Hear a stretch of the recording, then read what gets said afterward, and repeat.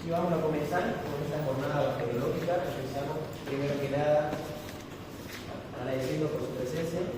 Estamos aquí todos juntos, unidos para posteriormente dar un examen de la semana que viene. Estamos empezando con el tema 1.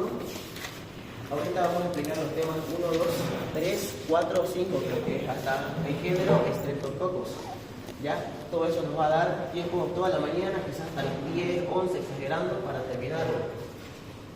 ¿Ya? Esto lo hicimos en colaboración con el auxiliar Josías. Él va a dar la clasecita más tarde, quizás a eso de la tarde, a las 6 de la tarde, 7 por ejemplo. Ajá, porque ahorita está ocupado, está ahorita en esos trajes que trabajan, ¿no? ¿Qué van a hacer mañana? Una maratón, creo que van a hacer. En primeros auxilios está ahorita. Así que vamos a empezar con principios de microbiología. Vamos a comenzar dando términos sobre diferenciar una célula procariota de una eucariota. Ya lo saben, primero que nada, una célula procariota va a ser aquella célula que no va a tener generalmente un núcleo bien definido, ¿ya? Se va a encontrar esparcida en su citoplasma. Ahorita van a ver los diferentes fotitos. Así vamos a encontrar en este caso el núcleo de una bacteria, una célula procariota. Yo digo célula procariota porque no presenta organelos, no hay ningún organelo visible por acá, como tampoco va a presentar un núcleo estructurado, va a estar disperso en el citoplasma, mucho como si estuviera nadando. Eso lo saben, ¿no? Esa es la diferencia principal entre una procariota y una eucariota. Esto lo encontramos en todas las células del cuerpo, en este caso del humano y de los seres vivos. Todo lo contrario acá, en una procariota lo encontramos en organismos totalmente unicelulares. Cuando digo unicelulares, acuérdense, estoy refiriendo a bacterias, parásitos, virus, unicelulares. Y cuando digo procariota, específicamente me refiero ¿a qué cosa? A las bacterias, ¿ya? Entonces, en su examen le preguntan, le hacen una pregunta referente a si es una eucariota, si es procariota, si es unicelular o pluricelular. Ustedes tienen que decir que es procariota y ¿qué más? Unicelular. Esas dos características va a presentar la bacteria. Bien, continuamos entonces con el siguiente cuadro que vemos acá. Esta imagen de acá básicamente nos relata la microbiología. Se divide en células procariotas, que van a ser la estructura de acá, y las células eucariotas que va a embarcar los parásitos y los hongos. Estudio de los parásitos, virus, hongos, todo es lo que nosotros nos referimos a la microbiología. Ya la saben los microorganismos, van a ser seres unicelulares que se van a encontrar principalmente a través del microscopio, ¿verdad? No se ven, necesitamos este instrumento para poder observarlo. Ya, y esta es una comparación que nosotros hacemos en este caso de células eucariotas. Ya es importantísimo este cuadro comparativo de acá. Todo lo amarillo es lo que vamos a ver en células. Dijimos que no tenía un núcleo definido, entonces no va a poseer membrana nuclear. Una primera cualidad de una célula procariota: no tiene tampoco organelas. Habíamos dicho, no hay ningún organela, no hay mitocondrias, no hay aparato de Golgi, no hay nada que nosotros conozcamos, que hayamos estudiado en histología. La pared celular va a estar compuesta por peptidoglicano. Ya habíamos avanzado muchas veces este término. Una gran capita de lípidos de peptidoglicano, que en este caso es conformada por glúcidos, que se encargan de darle la estructura a las bacterias, darle esa forma, esas tinciones que nosotros luego podemos observar al microscopio de tinción de gramo. Los ribosomas van a ser encargadas de la síntesis de las proteínas, tanto de la bacteria como del humano. En el humano se va a encontrar en el retículo endoplásmico, mientras que en las personas, pero en las bacterias en este caso, las encontramos en el citoplasma, totalmente sumergidas en ese líquido acuoso. Las personas sufren su división por mitosis, en cambio no. En una bacteria por fisión binaria va a ser la multiplicación o proliferación de ambas células totalmente idénticas. Eso es fisión binaria. Generalmente se van a ir dividiendo, subdividiendo y así en ciertos lapsos de tiempo. Si no me recuerdo, era del 20 minutos, ¿sí o no? 18 a 20 minutos. Tenemos que el tamaño va a ser medido en micras, midiendo aproximadamente 0,2 a 10 micras de largo, una célula procariota. Generalmente me tengo que quedar con ¿qué? Con estas cualidades. La principal es esta de acá y estas tres. Ya, lo que más me importa es eso. El tamaño generalmente no es algo que sea preguntable, no es algo que mencione el tamaño real de una bacteria. Jamás se ha visto esto. Ustedes quédense con las características de que no va a poseer una membrana que me lo envuelva, que me lo recubra. Al núcleo va a encontrarse sumergido en el citoplasma.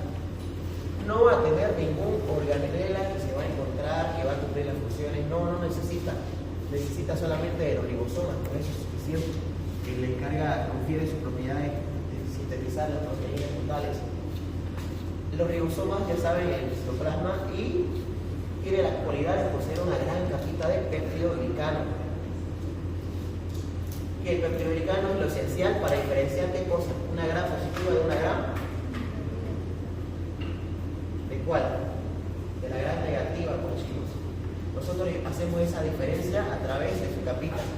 Más adelante vamos a avanzar las proporciones de 90% que tiene las gram positivas frente a un 30 y tanto que tiene las negativas.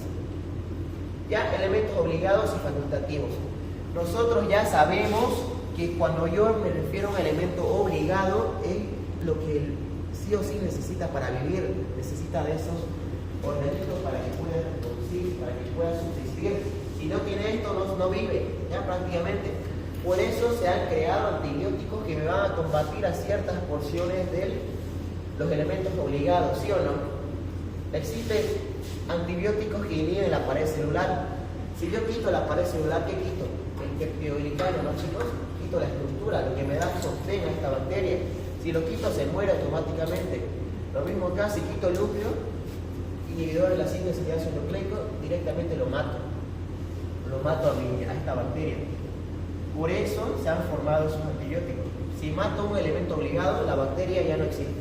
Por más que tenga, si yo mato la pared celular, por más que tenga citoplasma, por más que tenga la membrana, por más que tenga núcleo, igual se va a morir la bacteria, ¿ya? Igual va a fallecer, igual no va a sobrevivir, porque directamente la pared celular sin eso no hay. Sin núcleo tampoco hay transcripción genética, no hay nada. Sin citoplasma no vamos a encontrar los ribosomas, ¿ya? De esa manera nosotros tenemos que darnos cuenta que al eliminar uno de estos, automáticamente chau a la bacteria. En un caso contrario acá, porque la bacteria puede vivir o no con estas cosas. Ya hemos avanzado con la doctora previamente que dijimos que los elementos facultativos van a ser aquellos elementos que puede tener una bacteria que puede tener otra. En este caso la cápsula, una estructura que me va a recubrir toda la extensión de la pared celular. Helicocálix, que se encontraba en adherencia con toda la pared celular. Los flagelos, que van a ser pequeñas prolongaciones encontradas que le va a permitir la movilidad. Y la pílix o fimbrias, que van a ser esos pequeños hilitos que van a estar de igual manera en la periferia, como también la forma esporulada, ¿no? Hay algunas bacterias encontradas en forma esporulada. Principalmente quédense con estas estructuras que van a ser elementos facultativos. Una bacteria puede tenerlo, como también otra puede tenerlo. Una Escherichia coli puede tener esto y una Entamoeba estolítica, pero no eso no. Una Pseudomonas aeruginosa puede tener esta otra, por ejemplo. ¿Ya? Eso quiero que se queden ahorita. Viven con esto obligatoriamente. Si mato a uno con un antibiótico, chau, destrucción total. Y aquí un facultativo, necesito netamente de ¿puedo vivir o no puedo vivir con esto? Es totalmente opcional. Ya, y aquí vemos una estructura, así se ve estructuralizada una pared celular. Aquí vemos lo que eran las pequeñas piliofimbrias. Otra cualidad, otra característica de estas piliofimbrias que vemos acá es que ayuda a la transcripción genética a través de la conjugación. Ya van a ver más adelante en el tema de mutaciones y transcripción genética que esta bacteria va a poder transferirle su material genético a otra a través de un proceso conocido como conjugación. ¿Caracterizado por qué? Por presentar pilis, ¿ya? Ambas bacterias necesitan pilis. Es el caso que vimos que dos bacterias se están besando. No sé si la doctora les ha explicado que cuando dos bacterias intercambian su material genético a través de las pilis que le permite adherirse a otra bacteria, esta adhesión a la otra bacteria hace que pueda intercambiar sus plásmidos. Para los que no sepan todavía, plásmido es aquel material extracromosómico que se va a encontrar separado del nucleolo, ¿ya? Dijimos que el nucleolo no tenía membrana, se va a encontrar así en toda su extensión. Una pequeña porción se va a encontrar separada. A eso lo conocemos como plásmido, ¿ya? Este plásmido de la bacteria que se va a encontrar lejos, alejado del nucleolo, del nucleoide, va a poder intercambiarse con la otra bacteria, permitiendo que intercambien su material genético, su información biológica. ¿Con el objetivo de qué? De provocar mutaciones, cambios genotípicos en la genética de la bacteria para después conferirle propiedades contra los antibióticos. En resumen, eso hasta ahora en referencia a los elementos obligados, tanto facultativos. Pared celular, estructura. Vamos a ver ahorita la diferente descomposición de la pared celular. Ya aquí generalmente dijimos que los gram positivos tiene una gran capanga de peptidoglicano, era gruesota, provocando que casi toda la extensión de una bacteria gram positiva sea peptidoglicano. Una pequeña porción está formada por ácido esteitoico, preferentemente inferior al 10%. Pero lo importante de acá es que se sepa la división. Acá se divide en 90-10 y aquí se divide en 10-10-10. Bueno, 30-30-30 se divide. 30 acá y 30 acá. Bien. Su composición ya lo saben, no creo que sea producto de repetición, ya que esto igual lo avanzaron en la práctica, lo avanzaron en tinciones, ¿sí o no? Para saber reconocer una tinción, usamos una gram positiva, dijimos que se tenía con cristal violeta. Si es que era gran negativa, se decoloraba. Esto ya lo saben, ¿no? No es necesario que vuelva a explicarlo, ¿sí o no? Eso, esto es lo más fácil, lo más básico. Ya aquí vamos a ver las diferentes composiciones. Dijimos que era una capa gruesota, la gran positiva. Caso contrario, acá casi no se ve, ¿no? Dijimos que los flagelos eran estructuras alargadas, como pequeños parásitos alargados que estaban en la periferia. Cuando digo periferia, es que nos está refiriendo a la extensión de la bacteria. Ya lo vamos a teñir de diferentes maneras. Una tinción de gram positiva se va a teñir con azul cristal violeta o azul violeta. Lo contrario es una gram negativa con fusina. Ya en funciones de la pared celular, básicamente va a ser netamente protección, como una formita que va a encapsular todo lo que viene siendo mi citoplasma, como lo va a contener dentro.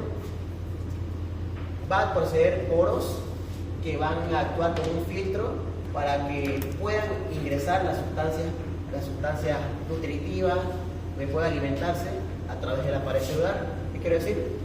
Aquí va a haber un porito, aquí va a haber otro, aquí va a haber otro, aquí va a haber otro. Que van a ser como los famosos pH, ¿no? Que va a permitir el paso de los alimentos, o sea, en este caso las sustancias nutritivas, enzimas que va a consumir esta bacteria. Participa en la división binaria, se encarga de la separación de esta bacteria en dos partes iguales. Actúa como filtro y es el sustrato sobre el que actúan algunos antimicrobianos. Cuando yo hablo sobre los sustratos, van a avanzar más adelante que va a ser aquella sustancia en donde va a actuar algo. Cuando avancen en bioquímica, tema de enzimas, van a saber conocer que un sustrato va a ser esa estructura que va a ser el sostén para que las destruyan los demás. Cuando yo digo sustrato me refiero básicamente a todo lo que va a afectar. ¿Ya? En este caso, ¿qué va a afectar? ¿Qué antibióticos van a afectar? Inhibidores de la pared. ¿Cuál pared? Celular, ¿verdad? Y aquí abajito va a permitir diferenciar una gram positiva de una negativa. No hay que darle muchas vueltas. Las funciones de la pared celular va a ser una de las funciones de la... ¿Ya? Lo mismo acá. Mata la bacteria, usamos un antibiótico para combatir infecciones. Así se ve la infección de una gram positiva. Se transfiere acá a pacientes nosocomiales generalmente. Gram negativa, quiero decir, porque las gram negativas son generalmente las que atacan a pacientes en cama, en camilla. Bueno, acá en esta diapositiva está mencionando estructuralmente los diferentes antimicrobianos. Inhibe la síntesis de espacios nucleicos, va a destruir esto de acá. Inhibe la síntesis de proteína, va a destruir los ribosomas. Inhibe la síntesis de pared, va a destruir toda su paredcita. Inhibe la función de la membrana celular, que vamos a ver acá. Estas pequeñas prolongaciones tienen un nombre. Y aquí el espacio que hay entre el citoplasma y la pared se denomina espacio periplásmico. Y estas imaginaciones que nosotros vemos acá, fíjense, los voy a colorear. Todo esto que ven acá, que se está imaginando, se está metiendo hacia adentro, hacia adentro del citoplasma, se denomina mesosoma. Aquí miren, se presentan imaginaciones conocidas como mesosoma. Muy bien, ya hemos hablado sobre la pared celular. Ahora vamos a hablar sobre las membranas citoplasmáticas, formadas principalmente por las permeasas.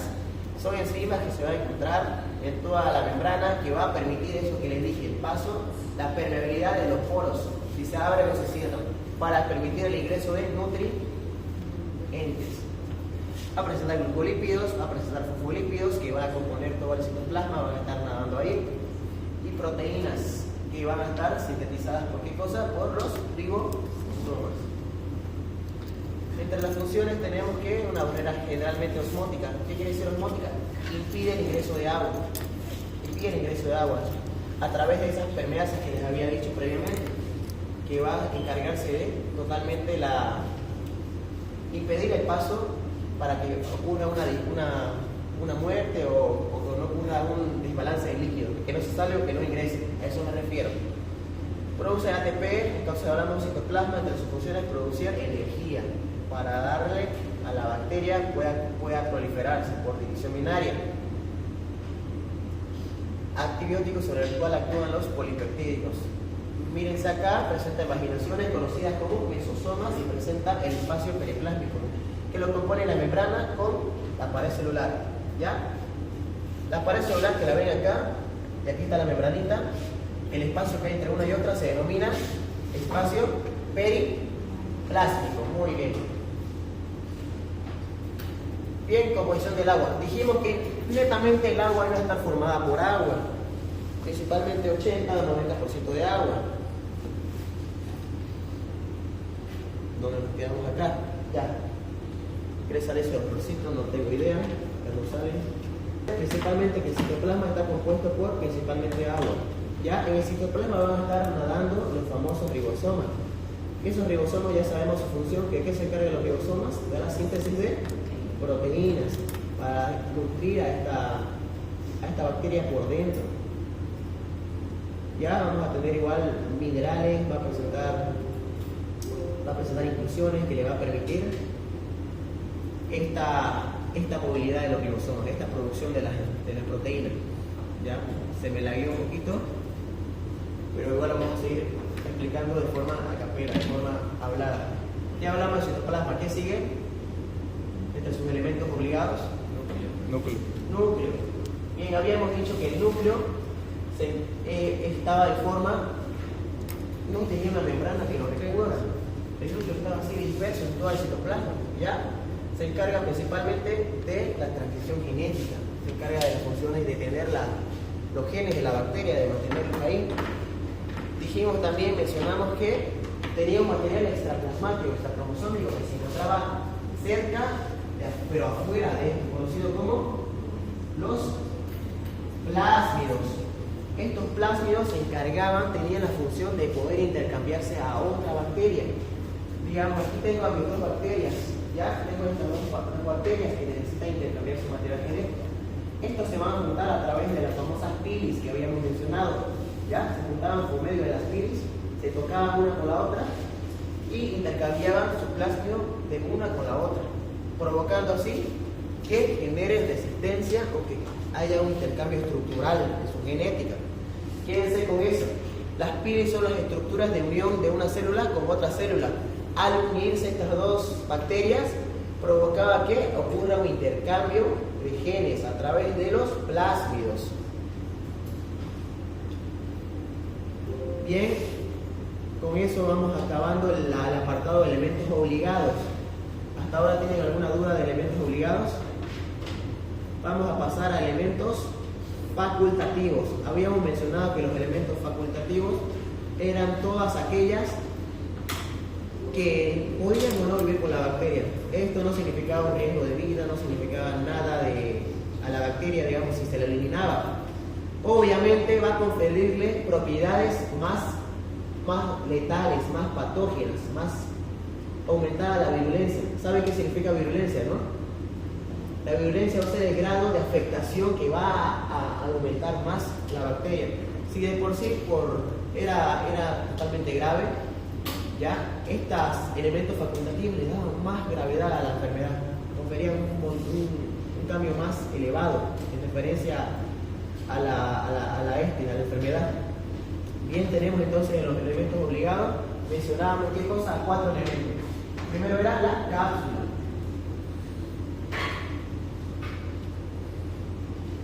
Como su nombre lo dice, tiene la función de encapsular a lo que viene siendo la pared celular, a toda la bacteria. ¿Ya? Aquí está mi bacteria, compuesta por, ya saben, pared celular, nucleolo, ribosoma, citoplasma y espacio citoplasmático. ¿Ya? Tiene la propiedad de totalmente envolverla, como si fuera un abrazo, lo estuviera abrazando. Totalmente la envolvía y le daba protección frente a los antibióticos. ¿Ya? Hay muchas bacterias que son capaces de antifagocitarla. ¿Ya? Si yo le quiero meter un antibiótico, va a ser ineficaz si tiene esta estructura, por ejemplo. ¿Por qué? Porque le va a permitir que ocurra, que no haya principalmente la fagocitosis del antibiótico a la bacteria. No va a poder eliminarla, no va a poder actuar el antibiótico si tiene esta estructura. ¿Qué mencionábamos también? Mencionábamos que tiene pilis que se encontraban en donde? En toda la extensión, que eran como pequeños pelitos, piliofibres. ¿Ya? En toda la extensión teníamos esas pilis. Pequeños pelitos microscópicos que lo podíamos observar. ¿Cuál era su función? Además de permitir la adherencia, porque estos podían fácilmente meterse a un tejido, a un epitelio. Eso. Transfiere su material a otra bacteria, intercambia. Eso lo estoy recalcando mucho porque fue pregunta de examen también. Lo que le estoy diciendo, funciones de las pilis. Además de poseer esa de adherencia a ciertas estructuras como por ejemplo la mucosa bucal, la faringe, podía hacer esa transferencia genética por medio de sus pilis y sus plasmidos. ¿Qué teníamos además? Teníamos los flagelos. Los flagelos eran aquellas estructuras que encontrábamos como si fueran las olas. ¿Ya? Ciertas bacterias que van a estudiar ustedes tenían estas características. Principalmente, por ejemplo, el Vibrio cholera tiene este flagelo. ¿Qué otra bacteria tiene flagelo? ¿Quién se acuerda? ¿Cuál es? La Neisseria también. Se puede dividir en qué cosa? Según la ubicación o qué cantidad de flagelos tenga. Si tengo un solo flagelito se denomina monótrica. Monótrica porque mono es el sufijo de uno solo. Se tenía en ambos lados de la bacteria, podía llamarse, si no me equivoco, era lofítrica. Y si tenía en todos los lados de la bacteria, podía llamarse anfítrica. ¿Ya? Si tenía flagelos en todas partes. Eso, ¿qué va a permitirme? La movilidad, el movimiento de la bacteria por el torrente circulatorio, por mis células, por mi epitelio. ¿Ya? Permitía eso. Eso principalmente. Ahora sí está funcionando. Nos quedamos entonces.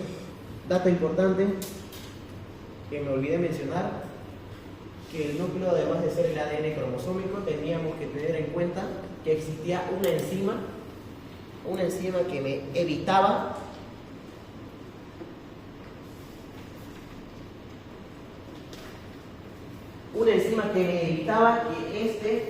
que este nucleolo de acá, de la bacteria, se descomponga, ya se salga de su lugar o que se destruya.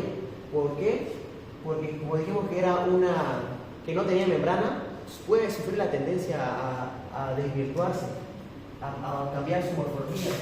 Hay una enzima encargada de mantener justamente esa morfología estable, de que no exista tal deformación como tal, conocida como topoisomerasa. Una enzima encargada de evitar que el genoma, que el ADN de la bacteria se disperse, totalmente se encapsule, bueno, no encapsule, se retenga en la porción central, que no se distraiga por acá, que no se desplaye hasta acá atrás, por adelante, no cumplía esa función de mantenerla quieta, la topoisomerasa. Ya las funciones, igual dijimos que el sitio de acción antimicrobiano, esto siempre debe ser clave. Cuando yo hablo de elementos obligados, debo darme cuenta que existen antibióticos que me van a destruir ese elemento obligado, ya lo habíamos mencionado. El ADN cromosómico confiere peculiaridades genéticas. Una bacteria de otra no va a ser estructuralmente, genéticamente igual, no va a aparecer variaciones, por eso existen las famosas mutaciones. Interviene la división bacteriana. Ya habíamos mencionado que a través de la fricción binaria una bacteria se dividirá en otra totalmente idéntica, ¿ya? Esto era inducido por el ADN, ¿ya? Intervenía en la división de estas bacterias. Ya las preguntas de la doctora, ¿qué es microbiología? Ya habíamos dicho, era el término usado para acoplar a todas las microbios que me van a afectar al cuerpo humano, que me van a causar enfermedad. Siendo las principales diferencias entre una precariota y una eucariota, que dijimos su núcleo, ¿sí o no? Su núcleo, y uno tiene ribosomas y el otro no tiene ribosomas. Bueno, uno tiene organelas y el otro no tiene organelas. Uno tiene ribosomas en el citoplasma y el otro en el retículo endoplasma. Esas son sus principales divisiones, sus principales diferencias que podemos encontrar de una célula eucariota de una procariota. Ya, quedó claro, ¿no? Una procariota y una eucariota. Su principal diferencia va a ser que una va a tener un núcleo bien estructurado y la otra no tiene membrana nuclear. ¿Sí o no? Bien. Los elementos obligados y facultativos de la célula, ustedes ya lo saben. Elementos obligados son aquellos que la bacteria necesita sí o sí para vivir. Si no tiene esto, muere automáticamente. Solo esencial para que pueda subsistir. Y un facultativo ya es propiamente dicho que puede o no puede vivir. Si tiene, le da más patogenicidad. Si no tiene, se mantiene tal cual. De acuerdo a la definición de Gram, pueden dividirse en positivas y negativas. ¿En base a qué? A la cantidad de peptidoglicano que tiene. Indica la composición de la pared celular. Dijimos que una gran positiva tenía ácidos clitóicos y 90% de peptidoglicano. Diferente totalmente a una gran negativa que tiene una proporción similar de 30, 30 y 30, o 33, 33 y 33. Muy bien. Muy bien, chicos, me gusta que estén entendiendo. Funciones de la pared celular, ¿cuáles eran? Mantener totalmente el sitio de sus estructuras, además de ser el sitio de los principales antimicrobianos. ¿Qué son los lisosomas? Eran aquellas prolongaciones y invaginaciones, quiero decir. Cuando digo invaginaciones, que se mete hacia adentro, se imagina, que se encontrábamos en la pared celular. ¿Qué bacterias conocen sin pared celular? Las famosas micoplasmas. Micoplasmas generalmente no están formadas por pared celular, sino están formadas generalmente por lípidos, si no recuerdo, de estructura. Entonces, conocen el micoplasma pneumoniae, ¿no? O no lo avanzaron, pero por el nombre se dan cuenta que pneumoniae es sinónimo de una neumonía. Entonces, cuando yo digo micoplasma pneumoniae, solicito una división de Gram y la división de Gram sale negativa, pero yo ya veo que se está tratando una infección totalmente bacteriana. ¿Por qué? Porque no puedo respirar, es una neumonía. Automáticamente yo sospecho de micoplasma pneumoniae, a pesar de que mi tinción me salga, no se observa nada. No se va a observar nada en una tinción por el hecho de que, como ya hemos dicho, esto tiene o no tiene peptidoglicano. ¿Tiene o no tiene? No tiene. Y una tinción de Gram, ¿qué se basa? En su peptidoglicano. entonces la admisión me va a salir negativa. Pero yo directamente tengo que darme cuenta que se trata de una neumonía que se hace en otras admisiones. Si no me recuerdo, se hace la admisión de Jensen o la admisión de Ascendencia, se hace para micobacterias. Las micobacterias son exclusivas de Ascendencia. No deben confundir micoplasma con micobacterias, ¿ya? Eso los mesosomas, ya habíamos dicho, son esas inclusiones, esas pequeñas, aquí está adelante. Esto de acá que vemos que se está metiendo, esos son las mesosomas. Y nos quedamos acá. ¿Y qué se encuentra situado en el espacio periplásmico? Se encuentra entre la pared celular y la membrana citoplasmática. ¿Ya? La diferencia entre uno y otro es que este espacio que me compone se llama espacio periplásmico. Generalmente no se habita nada. Ya aquí están los flagelos que le había dicho. Dijimos que eran monótricos cuando solo tenían pelitos. Los fístricas cuando tenían múltiples pelitos en toda su extensión, en toda su parte derecha, por así decirlo. Anfítricos en ambos lados y perítricos en toda la periferia. Eso no se puede olvidar. Mono, uno. Los fístricos cuando yo tengo todo al mismo lado. Anfítrico, ambos lados. Y perítrico, peri de periferia. ¿Ya? Esto puede entrar en su examen igual. Miren la chericia cólica por está. Esto se considera monótrica, anfítrico o perítrico. ¿Cómo se considera esto? Perítrico, muy bien, se dan cuenta fácilmente por sus múltiples prolongaciones. Y glucocálix habíamos dicho que, bueno, no habíamos dicho, creo que lo tratamos esto, que permitía la adherencia. Era la principal estructura que me permitía adherirme, en este caso, a un ejemplo, a los dientes, ¿ya? Provocaba una destrucción del tejido dentario gracias a la bacteria Streptococcus mutans. Entonces, si su examen pregunta principal agente etiológico causante de caries dental, ustedes responden Streptococcus mutans. Gracias a que a su glucocálix permitiendo la adherencia. Ya esto lo vimos, estructuras rígidas pero proteicas, que le permitían, además de la adherencia, permitían el intercambio. Esto está incompleto. Intercambio genético, ¿verdad? ¿Quedó claro, no? Los elementos facultativos. Muy bien. Y los esporos ya saben, cuando yo hablo de un esporo va a ser la forma de resistencia que se va a encontrar en el medio ambiente. Es la forma que va a tratar de sobrevivir, va a tratar de aguantar la bacteria. No quiere irse tan fácilmente, no me quiero ir, señor, por lo tanto, va a cambiar su morfología, va a aumentar su resistencia tanto al calor, a la desecación y a sus nutrientes, va a ser desprovisto de nutrientes. Esta bacteria va a estar en la intemperie, generalmente es el cambio de una bacteria vegetativa en condiciones que están favorables a una forma de esporo, donde va a estar sobreviviendo. ¿Ya? Entonces, imposible olvidarse del esporo, la forma de supervivencia de la bacteria, la forma que se va a encontrar, ¿en dónde? En el exterior. Mantiene la virulencia de la forma vegetativa, ejemplo, Clostridium tetani. Ya va a avanzar Clostridium tetani, que se da por inhalación, inoculación o por una herida causada por quizás algún agente que contenga esta enfermedad, algún clavo oxidado, alguna piedra que tenga esta enfermedad, que contenga en el suelo principalmente, ingresen a través de heridas estos esporos.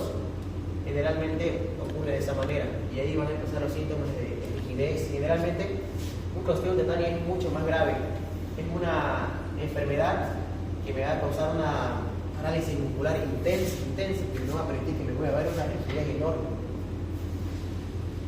Ya dijimos que el esporo era la forma de resistencia.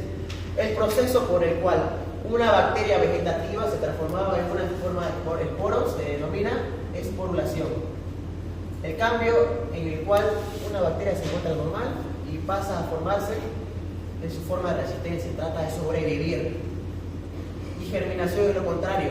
Una vez la bacteria esté totalmente en un ambiente tranquilo, en condiciones favorables, en pH, en condiciones favorables de nutrición, en condiciones favorables de alimentación, tenemos que va a formar la forma vegetativa, evoluciona de uno al otro.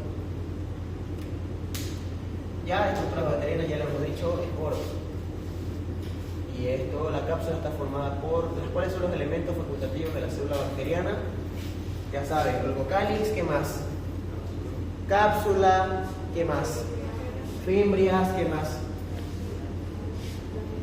Flagelos. Cápsula formada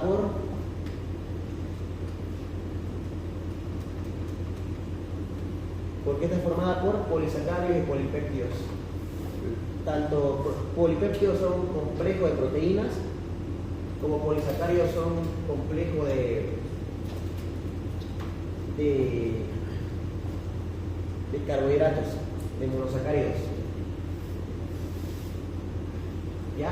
Básicamente esto es formado por monosacáridos múltiples y múltiples proteínas, polisacáridos y polipéptidos.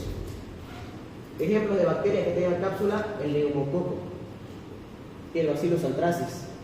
Dijimos que el Bacillus anthracis igual lo encontrábamos en una forma esporulada, además de tener cápsula.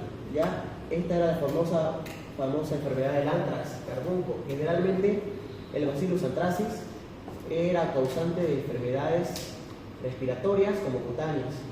Es una enfermedad mortal, muy mortal. Anteriormente era usada como material de guerras, ¿ya? Material biológico de guerras.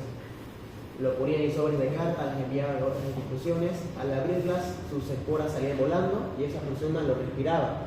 Esas esporas que salían de las cartas se respiraban y ingresaban al torrente pulmonar y comenzaban a destruir totalmente los pulmones. En el caso del Bacillus anthracis. En caso de un Streptococcus pneumoniae, conocido vulgarmente como neumococo, su morfología va a ser diplococo, ¿ya? Acuérdense, eso igual es pregunta de examen para ustedes. La morfología principal de un Streptococcus pneumoniae es un diplococo, excelente. Principalmente eso. ¿De qué se encargaba? De la principal bacteria causante de neumonías en la comunidad. Cuando digo la comunidad, básicamente en las ciudades, en los barrios, en todo el pueblo. Principal bacteria causante de neumonía en la comunidad es el Streptococcus pneumoniae. Y la principal bacteria causante de infecciones de guerras, infecciones usadas como armas letales biológicas, es el Bacillus anthracis. Muy importante aprender a diferenciarlos. El anthrax, que va a causar una destrucción muy grande y rápida del tejido pulmonar como del tejido cutáneo. Igual van a aprender por el auxiliar las diferentes formas de anthrax. Cuando afecta la piel, el edema maligno, la pústula maligna, lo van a ver en la tarde. Ya, y esto vamos por acá. Nos volvimos a repasar. La cápsula está formada por polipéptidos y ¿cuál más? Polisacáridos. ¿Cuáles son las funciones de las cápsulas? La principal función de la cápsula va a ser impedir que los antibióticos hagan efecto. ¿Qué es el glucocálix? Es una estructura que se va a encontrar fuera de la célula que le va a permitir adherirse a otras estructuras, a otras células del cuerpo. Un ejemplo de una enfermedad, de una bacteria con glucocálix es la Streptococcus mutans, que va a causar la famosas caries dentales, destrucción, necrosis de los dientes. ¿Cuál es la principal de la función de los flagelos? La movilidad. ¿Cuál es la principal función de las fimbrias? Adherencia, además de transferencia genética. Participa en la transferencia genética por los plásmidos. ¿Cuáles son las partes del esporo? Core y córtex. No lo mencioné, pero eran esas dos. Están acá, miren. Core y córtex, la parte central, conocida como core, y la periférica como córtex. ¿Qué es la germinación? El paso de la forma esporulada a la forma vegetativa. ¿Por qué? Porque empieza a tener su principal nutriente, empieza a adquirir sus pH en condiciones favorables. Recordemos que un esporo era aquello que se encontraba en el suelo en su forma de resistencia, lo que le daba más virulencia a la bacteria. Y la esporulación lo diferente. Terminación era de esporo ¿a qué? A vegetativa, ¿lo ves? ¿Sí o no? No se ve, ¿no ves? Y aquí abajo, esporulación era de esporo a... Ah, no, al revés. Era de vegetativa a esporulada. ¿Pero entienden por qué o no? Acá se da porque la bacteria está en el medio externo, está tratando de sobrevivir. Y acá arriba se da cuando la bacteria ya está en condiciones favorables. Antes estaba un esporo, pero como ya tiene pH, ya tiene sus nutrientes, ya tiene todo el clima, la temperatura está normal, pasa a la forma vegetativa. Entonces, ¿entendieron estas dos, sí o no? Son básicos estos conceptos, pero igual son importantes. Ya. Otra cosita que vamos a estudiar igual va a ser la estructura. Ya terminó el tema 1, pasamos a la morfología y división binaria. Acuérdense, siempre cuando ustedes coloquen en su examen una bacteria, se empieza por el género de la bacteria, ¿sí o no? ¿Con mayúscula o minúscula? Mayúscula. Siempre de ley general la palabra inicial es con mayúscula. Yo pongo Streptococcus. Recuerden que Streptococcus siempre va con doble S en segunda. ¿Qué puede ser? Mencióneme una especie. Pneumoniae, mutans pneumoniae. La segunda palabra es la especie. ¿Con qué letra la empiezo? ¿Mayúscula o minúscula? Minúscula. En general estos problemas ortográficos son muy frecuentes en los alumnos. Streptococcus pneumoniae. Género y especie. Especie va a ser lo último que nosotros vamos a ver en la cadena de la familia, de las bacterias. ¿Ya? Va a ser la unidad más simple. Este es el apellido y este es el nombre. Bien. Continuamos con el tema de visión binaria, crecimiento y morfología. Este ya es un tema más rapidito, son 2 o 3 creo. ¿Ok? Acá vamos a aprender a saber un poco de un bacilo y de un espirilo. Tenemos que también ver acá que van a haber estructuras que se van a dividir por su tensión, ya lo hemos visto. Encontrábamos entonces la morfología de coco. ¿Se acuerda cómo era un coco? En cadena. Morfología de un coco. En cadena, no sé. Esféricas. Y pueden ser en cadenas o en forma de uva. Eso, excelente. Puede ser en cadenas o en racimo de uva. Tenemos entonces que cuando se llama el racimo de uva se recibe el nombre de estáfilo. Cuando yo digo el prefijo estáfilo, tengo que darme cuenta que estoy refiriéndome inmediatamente a las uvas formadas generalmente. Ya, racimo. 1, 2, 3, 4, 5, 6 y así. Todo esto que ven acá, estoy refiriéndome a estáfilo. Y aquellas bacterias que se forman en cadenas reciben el nombre de Streptococcus. Muy bien. ¿Alguna pregunta hasta ahora del tema 1? Allá atrás. Harold, ¿alguna pregunta del tema 1? Bien, pasemos al tema 2 entonces. Al tema 2 dijimos que era morfología.